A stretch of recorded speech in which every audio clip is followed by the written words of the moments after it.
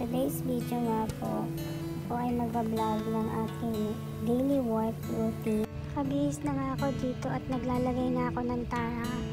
At ever since naman na nag-start ako nag-work dito sa Saudi is talagang ito na talagang required or nakatara na talaga ako. Pero may mga ibang ospital kasi na pwede namang hindi sila nakatara kahit nasa dietary lang din sila. Nung hindi pa nga ako marunong maglagay nito ng tara, inaabot talaga ako ng samsya, magtagal, maglagay. Pero ngayon, 1 minuto lang talaga nagagawa ko siyang maikabit.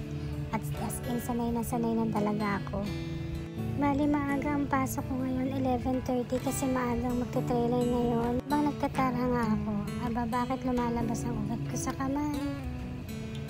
Ang kamay na yan ay isang kamay ng masipag, charot lang. At ayan nga po, almost done, ayan na. At kinuha ko ng aking ID, kinabit.